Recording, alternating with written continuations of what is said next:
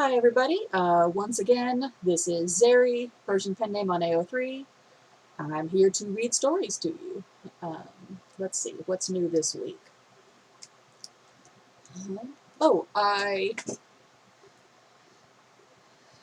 With my sweater, I finished the body last week.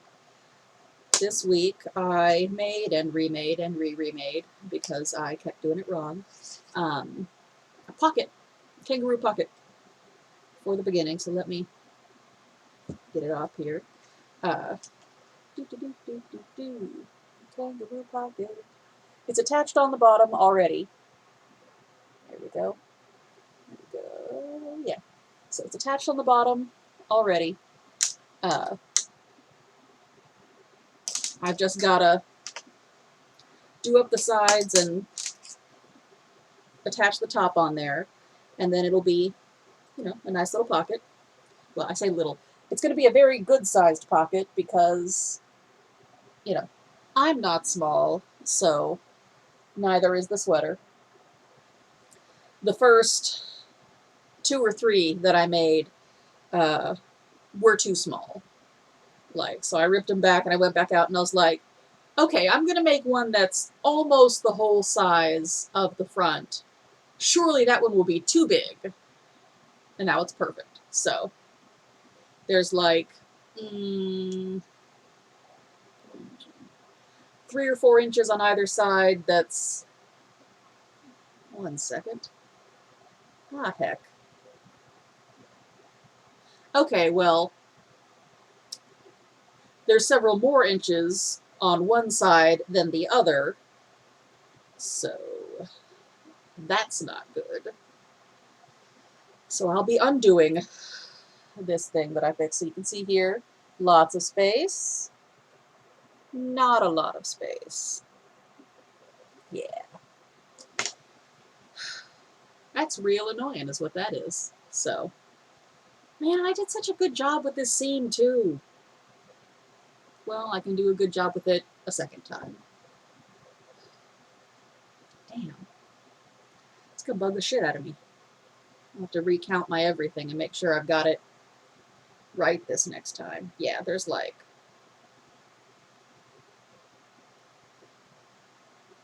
so you can see the amount of space there before the side seam.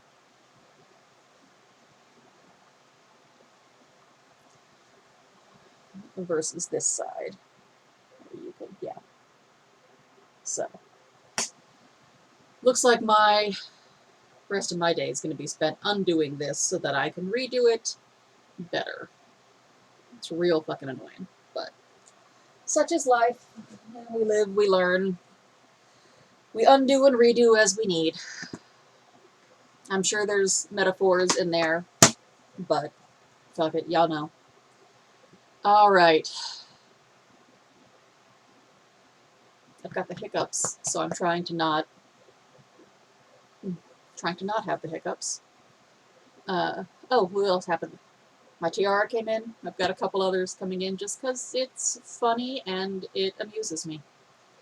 They're all from AliExpress. They were like $1 or $2. Why the hell not? All right. Oh, I should get something to drink.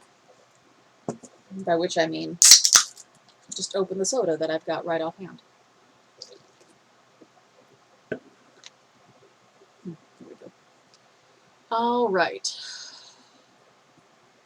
Today I will be reading several stories from Sodium Azide.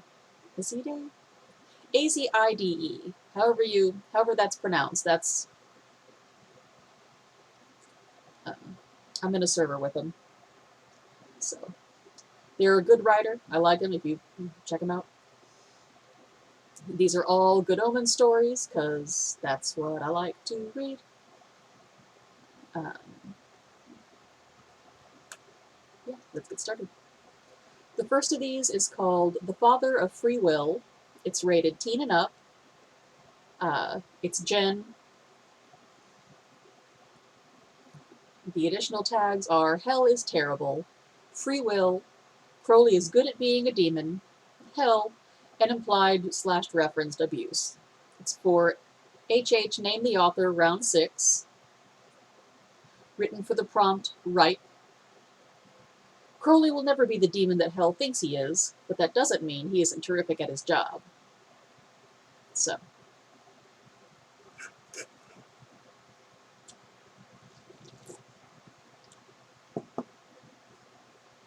There were so very few actions that truly stood on their own, without requiring any knowledge of the context.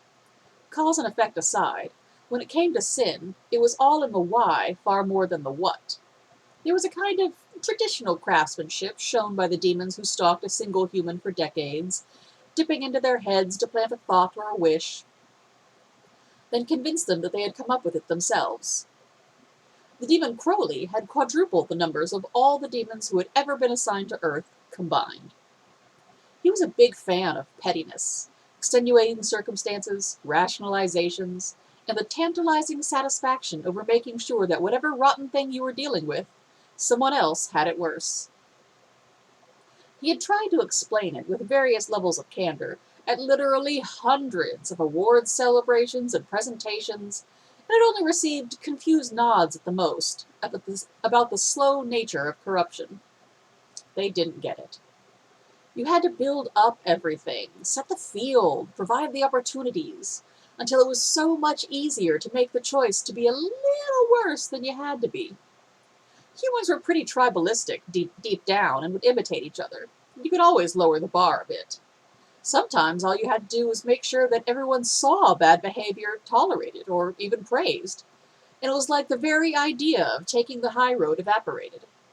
It didn't take a forced invasion of the mind, not a subliminal whisper, not shoving a shiny thing in front of a human. Free will in all ways.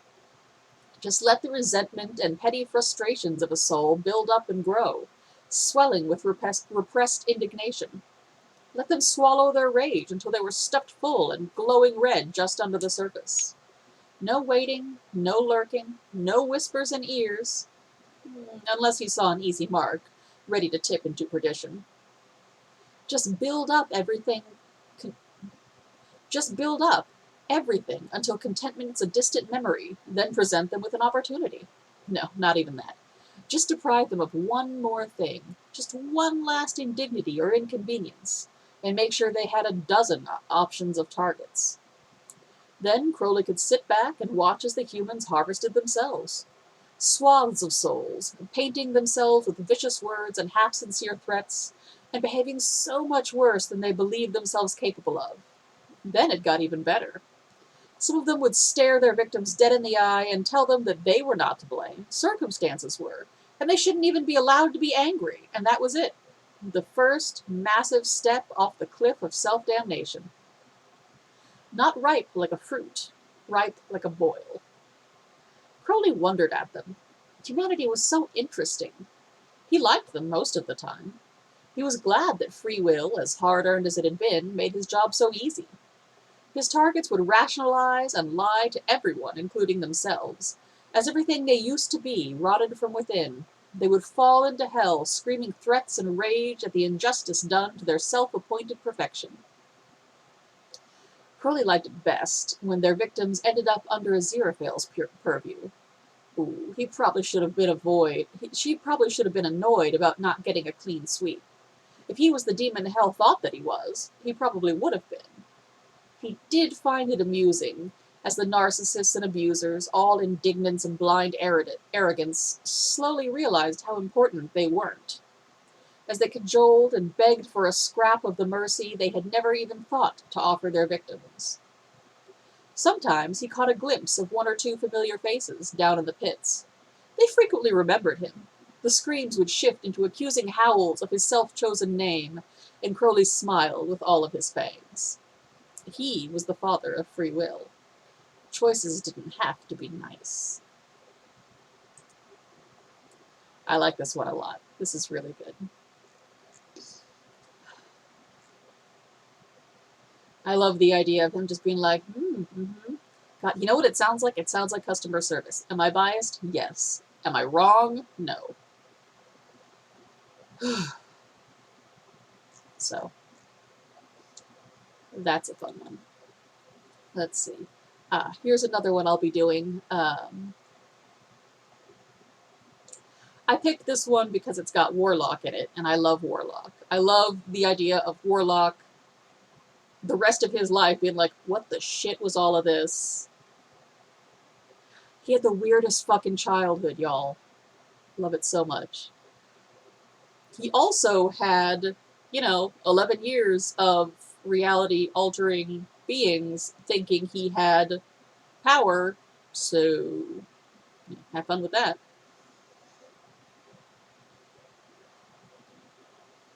Alright, so this one is called Human 10 Times Over. It's another Gen fic. The additional tags are post-canon, reunions, ineffable walnuts, God, they really are. Crowley loves Warlock Dowling. Aziraphale loves Warlock Dowling. Families of choice, queer themes, swearing, magical realism, they/her pronouns for Crowley, he/him pronouns for Aziraphale, he/him pronouns for Warlock Dowling, hugs. Warlock isn't quite human due to expectations. This is from the collection The Warlock Dowling Chronicles, a Good Omens fanzine. Oh, looks like there's some... Oh, nice. There's some art at the end of this one, in collab done by Ishtar. There's numbers in it. I'm pretty sure it's Ishtar. Just go with it. Anyway. Pickups again.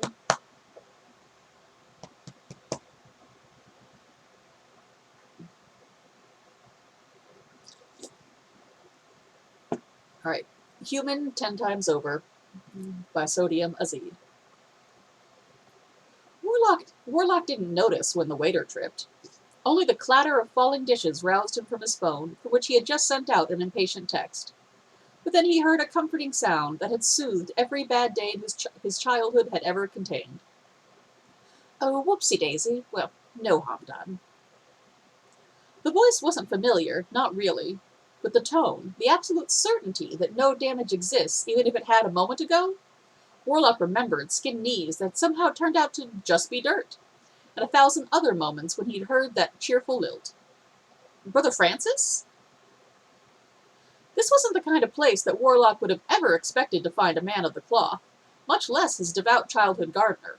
This was a pricey, rather aggressively hip, dinosaur-themed Polynesian fusion restaurant where he was waiting for his date, who was also rather aggressively hip. The posh blonde gentleman startled from where he had been steadying the server. Miraculously, the stack of dishes hadn't been dropped at all, and nothing had been broken. Warlock wasn't surprised by this event, especially not once the gentleman's unfamiliar face went pale with obvious recognition. He was surprised when the man did an immediate about-face and made a credible attempt to flee the premises. Really, Aziraphale? You just gonna fucking run? Yeah, you're gonna do. Wait, aren't you? You couldn't possibly recognize me, young Warlock. We've never met before. Warlock abandoned his table and sprinted after him, reservation be damned. No one had given him a reasonable explanation for why his two most devoted childhood caregivers had abruptly vanished on the same day. Up until then, every question he had ever asked had been answered, even if the answers didn't always make sense to him. Once the two of them left, everyone acted as if he were an idiot. The shift from being treated like a little prince to being treated like a semi-autonomous fashion accessory at boring diplomatic dinners had been maddening. He still talked to his therapist about it. In any case, Thaddeus Dowling's insistence that Warlock participated in sports served him well, and he managed to skid in front of Brother Francis just short of the restaurant doors. Warlock was absolutely certain that if that blonde head had managed to get outside, he would never see him again. Brother Francis, new teeth and style aside, was even more recognizable up close. Those bright eyes were as guileless and gentle as ever.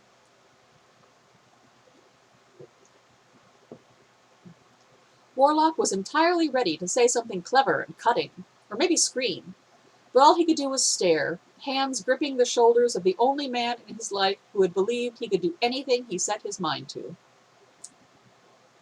There was a long pause, while the maitre d' clearly considered whether to throw them out or summon the police. The familiarity was enough to make Warlock's eyes prick sharply when Brother Francis gave up the idea of escape and patted the backs of Warlock's hands comfortingly. "You always were a clever one, young Master Warlock," he murmured. My Aziraphale voice is not good. I'm still working on it. Warlock sniffed a little and swallowed hard.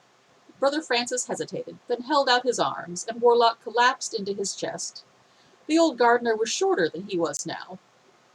The height difference was so strange, but Brother Francis squeezed him, smelling of sunlight and home, and it didn't matter at all. "Don't you just look dashing, my boy? So very fashionable." "Brother Francis, fuck." "Such language. You certainly took after your nanny's aesthetic and linguistic example, didn't you?" he scolded fondly. "And so tall." "I grew." "I am led to believe that is expected with young people. It never fails to surprise me, I'll admit. You're a real man about town, aren't you?" Warlock shrugged, careful not to dislodge the warm arms around him. "Taking a year abroad. Came back home.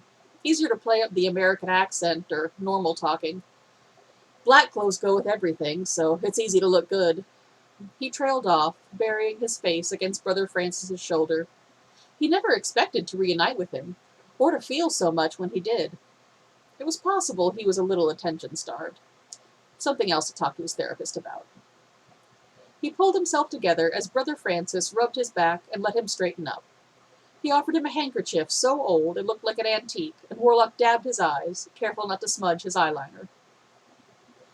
Brother Francis assessed him with a small pout, eyes searching Warlock's face, and he waited for a long, tense moment. "You might have to visit the powder room to freshen up if this establishment has such a thing. Your mascara's coming off." Brother Francis mused eventually. Warlock felt as if he could finally exhale for the first time in a decade. Of course, Brother Francis understood. Brother Francis smiled, absently rubbing his reclaimed handkerchief against Warlock's cheek to clean the last of the tear tracks. "Your old nanny would be more useful to you, I reckon. I was never one to paint my eyes, although I can appreciate the artistry."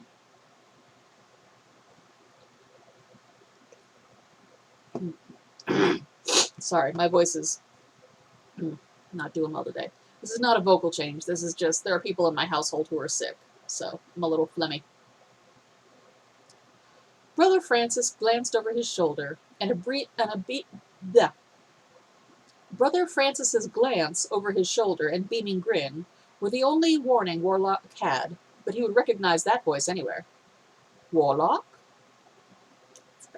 Warlock? I can't do it." Warlock twitched and pushed a stray strand of hair out of his face before turning around. Nanny was just as dark and slinky and fashionable as ever. They were presenting as the most perfectly androgynous person he had ever seen, in stark juxtaposition to the buttoned-up femininity he recalled. It suited them. Nanny was apparently awesome in every possible iteration. The way Brother Francis gazed at Nanny was the same as ever, although now Warlock could identify it far more accurately. He was glad that someone else was part of Nanny's fan club. Most of the other staff of the ambassadorial manor had been afraid of her. Warlock never was. He had known that Nanny loved him enough to tear the world to pieces in his defense. She had told him so, and he hadn't doubted her at all. "Hey, Nanny." Nanny's smile started small, like it always had, and slowly spread to their entire face. Warlock took a step closer, lifting his arms like a question. Nanny answered by crushing him to his chest with serpentine strength. They pressed a kiss to the top of his head. "Hello, Hellspawn." They might have stood there forever if the restaurant manager hadn't interrupted with a cleared throat, just barely on the edge of politeness. Before the man could ruin their moment further, Warlock lifted his hands like he hadn't done since he was a child, full of the confidence given by the high expectations of his caregivers, and gave a sideways snap of his fingers. The manager's eyes glazed over, and he wandered off. Warlock exhaled heavily and straightened as Nanny's arm slid away. "Figured I'd save you the trouble," he mumbled. He wasn't feeling particularly adult next to his old caregivers. Nothing as impressive as they probably hoped he'd grow up to be. "That was cleverly done, my boy," Brother Francis offered weakly. Warlock glanced between them both, a bit shy. Doesn't always work. Not like it did when I was a kid and you two were there. Faded after you left. I guess I didn't believe in myself hard enough. Nanny was hissing to themselves under their breath, like they had so often done when he had surprised them. He was threatening to other people. Not for him, though. Nanny's threats were never for him. And nothing bad ever happened near Brother Francis. Bad things weren't allowed near him. Even shadows ran away when he had confessed to being afraid of the dark, and Brother Francis had told him that his courage was armor against everything. They had believed he could do anything. Are you free to visit a bit, my boy? Brother Francis asked, or are you otherwise engaged? Being stood up by a date, Warlock answered cheerfully. My schedule is wide open, especially for you two. Nanny held out a hand, and Warlock took it by reflex. Then let's head home so he can fuss over you, and we can talk about you believing in yourself, Hellspawn. If I can believe in myself as much as you two did, the world is mine, Warlock said. Both of them choked in tandem, and he grinned. He was going to tease them so much about their inhumanly high expectations. Who had they thought he was, anyway? They climbed into the beautiful black car, waiting for them outside, and he shrugged to himself. He loved two weirdos, and they loved him. The end. Then there's some really lovely art by Ishtar. Oh, everybody's hugging. That's good.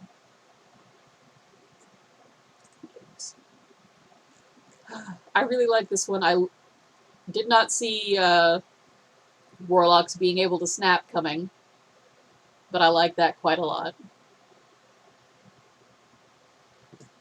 Let's see. So that was 2 stories for this week. Both very good. Links down in the notes, as always. It's been 2 months. I've been 2 months on testosterone. So that's something. I would read more stories this week because I've got a whole lot of time going, but honestly, my sinuses are all full of gunk, so I don't want to risk that. Yes, I am still wearing a mask every time I go out. Not everybody in my household is, but you'll notice that I am not the sick one. Well, I guess I might be, but that's because I live here. You know what?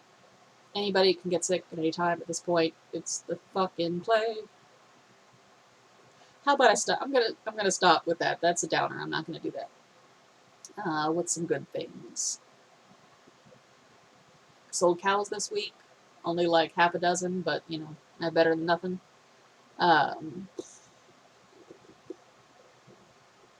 We've got a ton of young bulls who need to go. But the problem with that is getting them to follow us into the pens. Because they don't want to do that.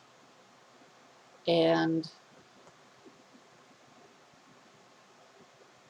yeah. We've got a whole bunch of young bulls who seem to avoid the ladies just in general. You know, they'll just hang out with themselves as their own little mini herd of juvenile males. That's probably normal because, you know, you got the big bulls who are like, nah, fuck off. So, that's that. So that's what I've got going on. I'll be working on that sweater for the rest of today, probably. Or I might just play some video games and say, you know, fuck it and do it later while I'm at work. I need to get a better job. Maybe I'll do some applications and such. We are still, in theory, working towards the move to Montana. Sometimes I feel a little like, I don't know. I do like it here. I mean, we've got... The only thing I don't like is, well, the Texas legal system in general. And the weather, which sucks and is always super fucking hot. So... But, you know, I've got family here, you know. Oh, there's a fun thing. No, that's a downer again. That's topical. Texas legislature is currently trying to make it so that no insurance at all, public or private, can cover any part of trans healthcare. No, none of that. I happen to pay full price for my meds, which is not bad. It's $50 a month. And that's only because I go to a compounding pharmacy. Uh, they they turn my, instead of getting like the androgen gels, which are really expensive, they just, they turn it into a cream, and there you go. But compounding pharmacies aren't covered on my insurance, so I'm already paying full price. So it's not going to directly affect me unless well, it's not going to directly affect me for a while, but that doesn't matter because healthcare is important. Trans healthcare is important. Don't fucking make shit harder for people for no reason. But I live in Texas, so the reason is always fuck them. Anyway. Yeah, so I guess I did end this one on a bit of a downer. If you're in Texas, talk to your Congress people. If you're not in Texas, talk to your Congress people anyway. Might as well. They work for you, etc., etc. Send them notes and shit saying, hey, this is what's going on in Texas. It fucking sucks. Don't do that here. You know. Do I think they're gonna get away with it? Yeah, probably. Because it's fucking Texas. But, we do what we can. We do what we can. Anyway, one of the things that everyone can do is, be not a jerk to the people in your lives. Listen to Crowley in our first story. Free will. It's good. You have it. Don't use it to be a jackass. There's something for you. So everybody, be good. Have fun. Stay safe. I've got the dog coming and bugging me, so I'm going to go take her out. I love you all. Love each other. Be excellent to each other. I don't know.